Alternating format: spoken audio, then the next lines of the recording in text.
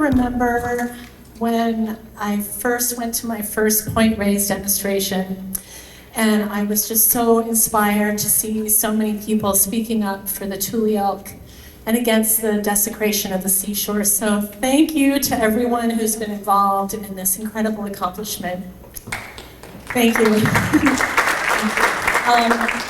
And of course, as some others have hinted at, it's not only bad when it happens in a national park in our backyard. This happens anywhere there is ranching, including, as we've seen, local, organic, grass-fed. The USDA's Wildlife Services kills hundreds of thousands of wild animals every year, primarily to protect the profits of animal agriculture. So what can we do about all this?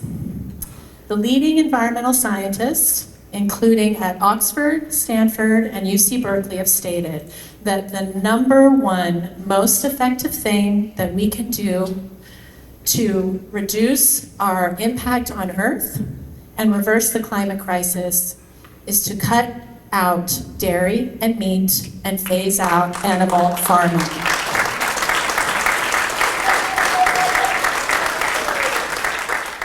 So in addition to that, the leading nutrition organizations in the world, including the Academy of Nutrition and Dietetics, have stated that a well-planned plant-based diet is not only healthy for all stages of life, but can help to prevent some of the major human diseases, while animal products increase those risks and fuel zoonotic diseases like the current bird flu crisis.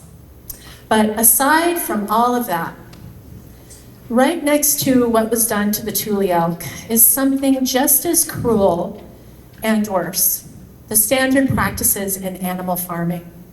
And in this case, the dairy industry, forcibly impregnating young female cows over and over again.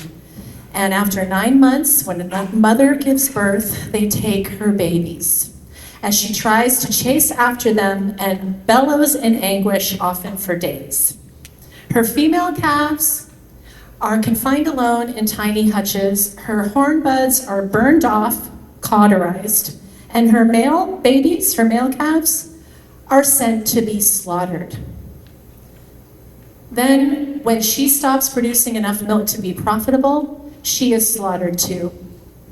If any of us saw this cruelty and violence in front of us, most of us would be horrified. And likely none of us would want someone that we care about to work in a slaughterhouse. But it's kept hidden and it's marketed as high welfare and humane to keep us buying. So speaking up about this is not extreme. What's extreme is what animal farming is doing to our planet, to wild animals, and the over 80 billion animals who are tormented and killed every year for their flesh, milk, and eggs. So let's challenge this might makes right mentality of human supremacy and domination over all other species and the natural world. Every day, we can vote with our dollars and reject this cruel and destructive industry by choosing a plant-based diet and advocating for the principle that humans should live without exploiting animals. And that is all that vegan means. So for justice and compassion for all of us earthlings and our precious planet, and in the face of injustice, especially for those with privilege, silence is not an option. Thank you.